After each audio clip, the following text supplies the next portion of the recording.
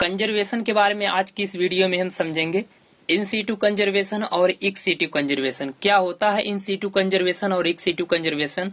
इन situ conservation में अगर आप किसी स्पीसीज की या वो प्लांट की हो गई या फिर वह एनिमल की स्पीसीज हो, अगर आप उसे नेचुरल उसके हैबिटेट पर उसे कंजर्व कर रहे हैं तो आप इन सीटू कंजर्वेशन करवा रहे हैं। और इसके अलावा अगर आप किसी प्लांट या एनिमल की स्पीसीज को आप उसके नेचुरल हैबिटेट पर कंजर्व ना करके, प्रोटेक्ट ना करके किसी अन्य तरीके से उसे प्रोटेक्ट कर रहे हैं तो वह इन सीटू कंजर्वेशन का एग्जाम्पल है।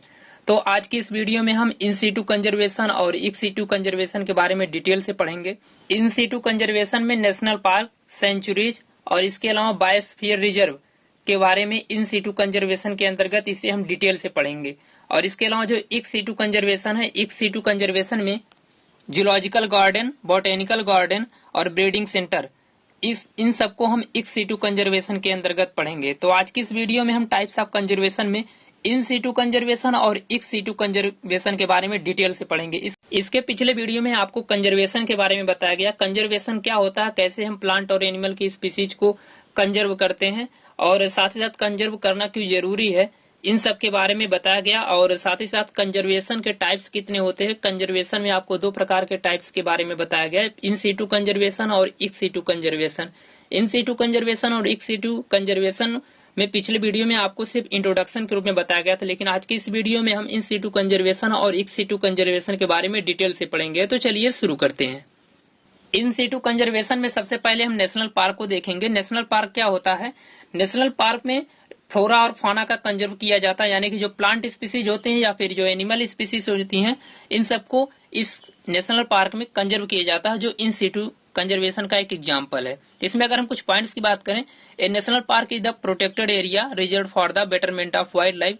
नेशनल पार्क क्या है, प्रोटेक्टेड एरिया है जो वाइल्ड लाइफ को कंजर्व करने के लिए बनाया गया है। नेशनल पार्क को IUCN के सेकंड कैटेगरी में रखा गया है। IUCN का मतलब international union of conservation of nature and natural resources, या इसकी फुल फॉर्म है, और इसमें इसे सेकंड कैटेगरी में रखा गया है। इस एरिया में जैसे फॉरेस्ट्री और ग्रेजिंग कल्टीवेशन जो रहता है इसमें अलाउ नहीं होता, इससे परमिट नहीं मिलती, यानी कि इसमें ना ह्यूमन यहाँ पर रहने की इजाजत नहीं है गवर्नमेंट के द्वारा, इसमें यहाँ पर परमिशन नहीं रहती, ह्यूमन यहाँ पर अपना सेटलमेंट नहीं कर सकता, और इसके अलावा ह्यूमन वहाँ पर कोई एक्टिविटी भी अलाउ नहीं रहती। इसके अलावा अगर हम फर्स्ट नेशनल पार्क की बात करें तो yellow stone national park United state of America, यानी कि अमेरिका में है। और अगर हम इंडियन नेशनल पार्क की बात करें, अगर पहले फर्स्ट इंडियन नेशनल पार्क की अगर हम बात करें तो हेली नेशनल पार्क, जिसे जिम कॉर्बेट नेशनल पार्क भी बोलते हैं, और यह उत्तर प्रदेश में है। और जो यह IBWL Indian board of wild life जो है, यह फाइनेंशियल सपोर्ट करता है गवर्नमेंट, जो स्टेट गवर्नमेंट के द्वारा इसे फाइनेंशियल सपोर्ट मिलती है नेशनल पार्क को बनाने में। और यहाँ पर क्या होता है कि जो प्लांट और स्पीसीज या फिर एनिमल की जो स्पीसीज है इसको यहाँ पर कंजर्व किया जाता है। जो डाटा अभी तक है लगभग 102 नेशनल पार्क हैं और जो लगभग 39,919 स्क्वायर किलोमीटर एरिया को यह पूरे कवर किए हुए हैं। इसके अलावा अगर हम कुछ नेशनल पार्क की बात करें, नेशनल पार्क में किस एनिमल को कंजर्व किया जाता है, यह इंपॉर्टेंट है, ये याद रखना जरूरी है। और इसमें पहला है Jim Corbett national park. Jim Corbett national park में टाइगर, एलिफेंट, पैंथर, सांबर, चीतल और नीलगी, क्रोकोडाइल, पाइथन, किंग कोबरा, इन सब चीजों को कंजर्व किया जाता है और यह नैनीताल उत्तराखंड में स्थित है। इसके अलावा जो दुधवा नेशनल पार्क है, दुधवा नेशनल पार्क जो लखीमपुर खीरी यूपी में है, और दुधवा नेशनल पार्क लखीमपुर खीरी में है, और इसमें यहाँ पर tiger, swamp dear, sambar, Indian राइनोसिरॉस यानी कि एक सिंग वाला गैंडा, और जंगल कैट, पैंथर, चीतल, इन सब चीजों को यहाँ पर कंजर्व किया जाता है, प्रोटेक्ट किया जाता है। इन सब चीजों में से जो एक कंजर्वेशन में जो एनिमल या जो प्लांट्स हैं, इन सबको यहाँ पर कंजर्व जो किया जा रहा है, इनमें से आप दो एक याद रखेंगे तो ठीक रहेगा। इसके अलावा कान्हा नेशनल पार्क जो सबसे बड़ा नेशनल पार्क है, लार्ज नेशनल पार्क है, और यह मांदला और यह इसमें मध्य प्रदेश में है, बांग्ला घाट में मध्य प्रदेश में है। यहाँ पर टाइगर, पैंथर, बार्किंग डियर और ब्लैक बक, वाइल्ड डक और लंगूर, क्रोकोडाइल, सांबर, इन सब चीजों का यहाँ पर प्रोटेक्शन किया जाता है। इसके अलावा काजीरंगा नेशनल पार्क जो है, जो शिवसार और असम में जो स्थित है, काजीरंगा नेशनल पार्क जो असम में स्थित है, यहाँ पर राइनोसिरस यानी एक सिंग वाले गैंडे और एलिफेंट, वाइल्ड बफेलो और टाइगर, और इसके अलावा स्वाम्प डियर इन सब चीजों को यहाँ पर कंजर्व किया जाता है। इसके अलावा जो अगला है गिरी नेशनल पार्क। गिरी नेशनल पार्क जो गुजरात में इस समय है, और यहाँ पर एशियाटिक लाइन यानी बबर शेर का यहाँ पर कंजर्वेशन किया जाता है। क्रोकोडायल, पी फूल, फोर हार्ड एंटीलोप, इन सब चीजों का यहाँ पर कंजर्वेशन किया जाता है। इसके अलावा जो अगला है Hazaribagh national park. Hazaribagh national park जो बिहार में स्थित है, और इसमें वाइल्ड बियर, चीतल, टाइगर, लिपोर्ड, इन सब चीजों का यहाँ पर कंजर्वेशन किया जाता है। इसके अलावा जो अगला है desert national park. Desert national park जो इस समय राजस्थान में है, और यहाँ पर great Indian bustard, black buck और इन सब चीजों का यहाँ पर कंजर्वेशन किया जाता है। इसके अलावा जो अगला है बंदीपुर नेशनल पार्क जो कर्नाटक में स्थित है। यहाँ पर tiger, panther, wild dog, barking deer, langur, green pigeon, इन सब चीजों का यहाँ पर कल्चर किया जाता है, या एलिफेंट्स के कंजर्वेशन के लिए फेमस है। तो यह हुआ नेशनल पार्क। नेशनल पार्क के अंतर्गत आपको ये सब कुछ नेशनल पार्क के नाम याद रखने हैं। इनमें से दो एक आपको एनिमल्स के नाम याद रखने हैं, जो आपको बताने हैं कि किस नेशनल पार्क में किस एनिमल्स का कंजर्वेशन किया जाता है। इसके बाद इन सीटू कंजर्वेशन में जो अगला है सेंचुरी, जिसे हिंदी में वन्य अभ्यारण्य बोलते हैं, और जो सेंचुरीज होती है या फोर्थ कैटेगरी है IUCN की, international union of conservation of nature and natural resources. इसकी यह सेकंड कैटेगरी है, लेकिन IUCN को अब WCN के नाम से जाना जाता है, वर्ल्ड कंजर्वेशन यूनियन जिसे बोलते हैं। इसमें वाइल्ड एनिमल को प्रोटेक्ट किया जाता है। जो सेंचुरीज होते हैं यानी जो वन्य जीव अभ्यारण्य जो होता है, वहां पर सिर्फ किसी पार्टिकुलर एनिमल स्पीसीज का वहां पर कंजर्वेशन किया जाता है, और यहाँ पर कोई ह्यूमन एक्टिविटी जो रहती है वह अलाउ नहीं होती, लेकिन जो ह्यूमन यहाँ पर सेटलमेंट यहाँ पर अलाउ रहता है, लेकिन जो जिसके लिए भी गवर्नमेंट से परमिशन लेनी पड़ती है। यानी ह्यूमन अपने यहाँ पर एक्टिविटी नहीं कर सकता, लेकिन ह्यूमन अपना सेटलमेंट कर सकता है, लेकिन इसके लिए गवर्नमेंट से परमिशन की जरूरत होती है। इसके लिए जो डाटा है अभी तक लगभग 515 वाइल्ड लाइफ सेंचुरीज इंडिया में है। अगर हम कुछ सेंचुरीज की बात करें तो इसमें पहला है किशनपुर वाइल्ड लाइफ सेंचुरी जो इस समय यूपी में है, और यहाँ पर टाइगर, लिपोर्ड, स्वाम्प डियर, हग डियर, इन सब चीजों का यहाँ पर कंजर्वेशन किया जाता है। याद रखना आपको कि जो इन सीटू कंजर्वेशन टाइप का जो दूसरा टाइप सेंचुरीज है, इसमें सिर्फ हम किसी प्लांट या एनिमल की पर्टिकुलर कोई स्पीसीज का कंजर्वेशन करते हैं, लेकिन जो नेशनल पार्क होता है वहां पर हम फ्लोरा फाना यानी प्लांट स्पीसीज और एनिमल स्पीसीज, वहां पर किसी भी कोई स्पीसीज वहां पर सबको कंजर्व करते हैं। लेकिन जो सेंचुरीज होते हैं वहां पर किसी प्लांट या एनिमल स्पीसीज के पर्टिकुलर स्पीसीज को वहां पर कंजर्व किया जाता है। तो इसमें आपको याद रखना है कि जो किशनपुर जो वाइल्ड लाइफ सेंचुरीज है, यहाँ पर टाइगर, लिपोर्ड, स्वाम्प डियर, हग डियर, इन सब चीजों का यहाँ पर कंजर्वेशन किया जाता है, और यहाँ ये यूपी में स्थित है। इसके अलावा शहीद चंद्रशेखर आजाद बर्ड सेंचुरी जो है, जो उन्नाव में यूपी में स्थित है, यहाँ पर सिपेरियन क्रेन, पिंतल, वल्चर, पीजन, कोबरा, कराइत, इन सब चीजों का यहाँ पर कंजर्वेशन किया जाता है। इसके अलावा जो अगला है सुल्तानपुर लेक बर्ड सेंचुरी जो है, यह गुड़गांव हरियाणा में है, और यहाँ पर क्रेन, सारस, स्पॉट बिल, वाइल्ड बियर, इन सब चीजों का कंजर्वेशन यहाँ पर किया जाता है।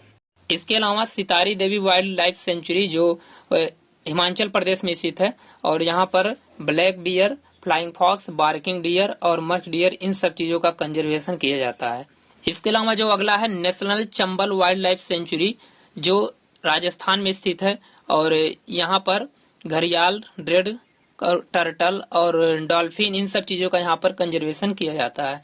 इसके अलावा चिल्का लेक बर्ड सेंचुरी जो उड़ीसा में स्थित है, यहाँ पर वाटरफाउल, क्रेन, डक, इन सब चीजों का यहाँ पर कंजर्वेशन किया जाता है। तो आपको याद रखना है कि जो नेशनल पार्क होता है वहां पर प्लांट और एनिमल की सभी स्पीसीज का यहाँ पर कंजर्वेशन कर सकते हैं, लेकिन जो सेंचुरीज होती है वहां पर किसी प्लांट या एनिमल के पार्टिकुलर कोई एक स्पीसीज का वहां पर कंजर्वेशन किया जाता है।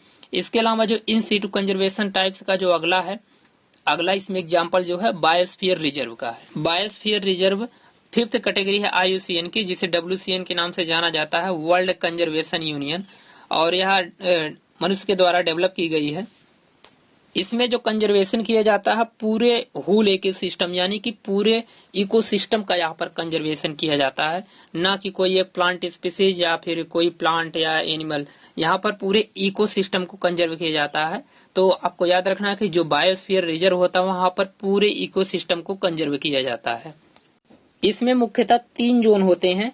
कोर जोन, जिसमें कोई एक्टिविटी अलाउ नहीं रहती, यहाँ पर कोई एक्टिविटी नहीं हो सकती है। इसके अलावा जो अगला बफर जोन और मैनिपुलेटर जोन। बफर जोन में रिसर्च और स्टडी के लिए यहाँ पर एक्टिविटीज को अलाउ किया जाता है, और मैनिपुलेशन जोन रहता है, वहाँ पर ह्यूमन एक्टिविटी जो रहती है वहाँ पर अलाउ रहती है। यानी मैनिपुलेशन जोन में आप टेररिज्म और एजुकेशन ट्रेनिंग रिसर्च सेंटर्स जो रहते हैं यहाँ पर आते हैं अपनी स्टडी के लिए, तो यहाँ पर ह्यूमन एक्टिविटी जो रहती है वह अलाउ रहती है। लेकिन जो कोर जोन रहता है वहाँ पर कोई एक्टिविटी नहीं अलाउ रहती, लेकिन बफर जोन जो होता है वहाँ पर रिसर्च और स्टडी के लिए एक्टिविटी जो रहती है वह अलाउ रहती है। अगर हम बायोस्फीयर रिजर्व के कुछ पॉइंट्स की बात करें तो provides natural habitat to endangered species of plant and fauna, यानी कि जो ये बायोस्फीयर रिजर्व होते हैं वह नेचुरल हैबिटेट को प्रोवाइड करते हैं, क्योंकि इनका जो रहते हैं कंजर्व करते हैं पूरे इकोसिस्टम को। तो इकोसिस्टम में सभी आ जाते हैं, तो जितने भी नेचुरल चीजें हैं सभी आ जाते हैं इकोसिस्टम में। तो यहाँ पर जो नेचुरल हैबिटेट रहता है इसको प्रोवाइड करते हैं, जिसकी वजह से जो स्पीसीज है, इंडेंजर्ड जो स्पीसीज है, उसको कंजर्व आसानी से किया जा सके, चाहे वह प्लांट की स्पीसीज हो या फिर वो एनिमल की स्पीसीज हो। इसके अलावा जो अगला है provide opportunities for scientist study and research, यह अपॉर्चुनिटीज को भी प्रोवाइड करता है स्टडी के लिए, रिसर्च के लिए। साइंटिस्ट वगैरह जो रहते हैं उनको स्टडी और रिसर्च के लिए अपॉर्चुनिटी को भी यह प्रोवाइड करता है। इसके अलावा कुछ अगर हम बायोस्फीयर रिजर्व की बात करें तो नीलगिरी जो है तमिलनाडु, कर्नाटक, केरला, और इसके अलावा जो मनास है असम में है, कान्हा बायोस्फीयर जो रिजर्व है मध्य प्रदेश में है, गुल्फ ऑफ मन्नार जो है तमिलनाडु में है, और उत्तराखंड में जो है वैली ऑफ फ्लावर जो उत्तरांचल प्रदेश में है, और नंदा देवी जो है उत्तराखंड में स्थित है। तो ये सब कुछ बायोस्फीयर रिजर्व है। तो अभी हमने आपको इन सीटू कंजर्वेशन के अंतर्गत national park, wildlife sanctuaries, biosphere reserve, इन सब के बारे में डिटेल से बताया। तो एक बार इसको हम रिवाइज कर लेते हैं, साथ ही एक दूसरे में कंपैरिजन करके भी देख लेते हैं कि दोनों में अंतर क्या है। तो इसमें है पहला जो नेशनल पार्क है। नेशनल पार्क में सिर्फ हम प्लांट और एनिमल स्पीसीज का कंजर्वेशन करते हैं, कंजर्वेशन ऑफ फ्लोरा एंड फाना, यानी कि यहाँ पर हम प्लांट और एनिमल स्पीसीज को यहाँ पर कंजर्व किया जाता है। इसके अलावा जो वाइल्ड लाइफ सेंचुरी होती है, यहाँ पर किसी एक एनिमल का कंजर्वेशन किया जाता है, पर्टिकुलर किसी एक एनिमल स्पीसीज का कंजर्वेशन किया जाता है। जो बायोस्फीयर रिजर्व होता है यहाँ पर सिर्फ किसी पूरे होल इकोसिस्टम, यानी कि पूरा जो इकोसिस्टम है पूरे इकोसिस्टम को कंजर्व किया जाता है। नेशनल पार्क का जो एरिया होता है वह लगभग 100 to 500 स्क्वायर किलोमीटर एरिया रहता है। एरिया फिक्स नहीं है, अलग अलग बुक्स में अलग अलग दिए रहते हैं। तो और लगभग जो वाइल्ड लाइफ सेंचुरी रहती है उसमें 10 to 100 स्क्वायर किलोमीटर रहता है।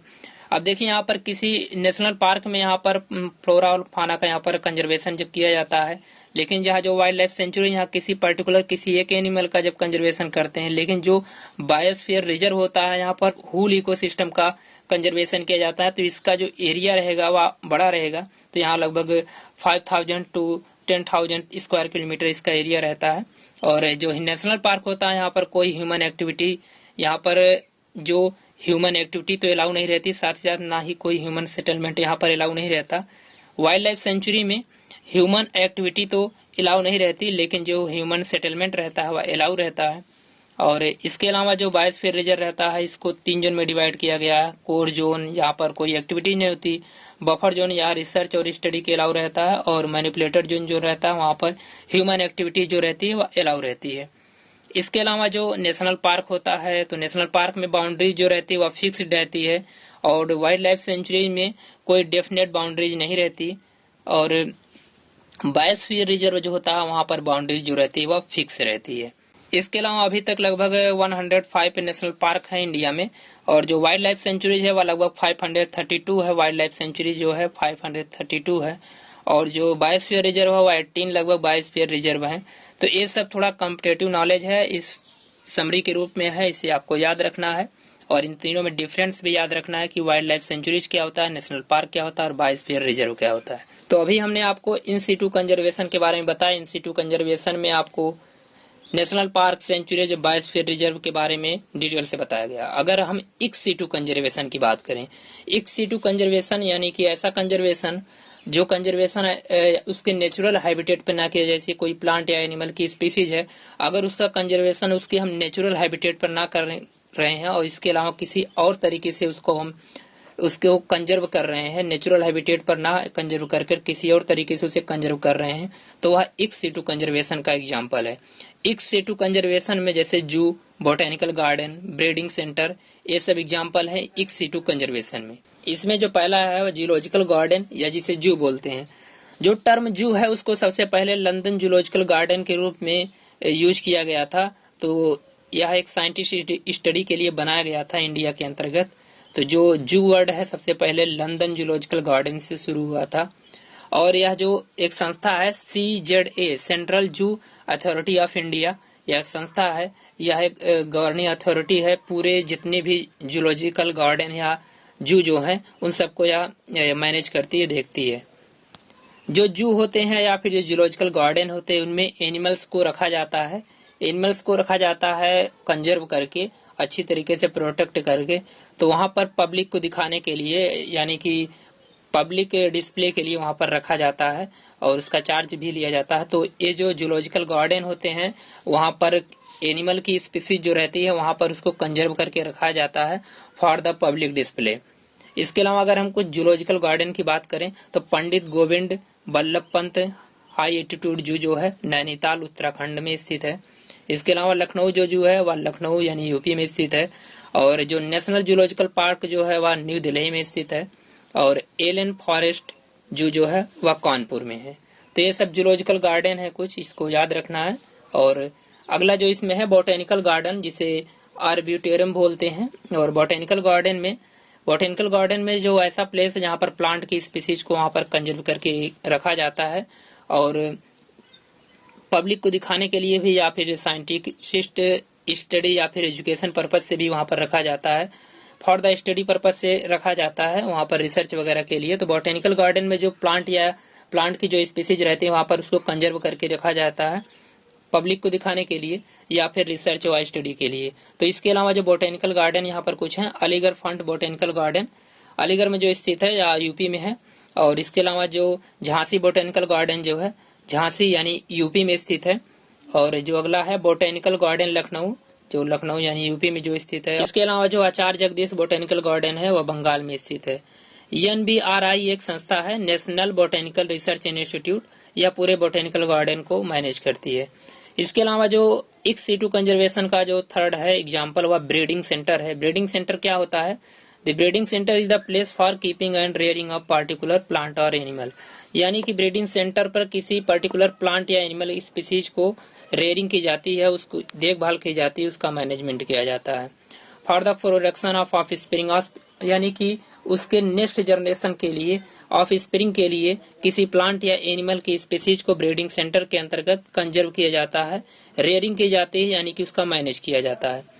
इसमें जैसे कुछ ब्रीडिंग सेंटर जो हैं, घरियाल ब्रीडिंग सेंटर लखनऊ यानी जो यूपी में स्थित है, और वल्चर ब्रीडिंग सेंटर जो हिमाचल प्रदेश में स्थित है। तो ये सब कुछ हैं एग्जाम्पल इसके ब्रीडिंग सेंटर के। इसके अलावा एक संस्था है CIFRI, central inland fisheries research institute, जो लखनऊ में स्थित है। यह जो फुल फॉर्म है यह इम्पोर्टेंट है, CIFRI, central inland fisheries research institute Lucknow. तो आज की इस वीडियो में हमने इन सीटू कंजर्वेशन और इक्स सीटू कंजर्वेशन के बारे में आपको डिटेल से बताया। अगर यह वीडियो जो आपको इन्फॉर्मेटिव लगी है तो इसे लाइक करना ना भूलें, साथ ही साथ चैनल को सब्सक्राइब करें और बेल आइकन को प्रेस करें ताकि आने वाली वीडियो की नोटिफिकेशन आपको सबसे पहले मिल सके।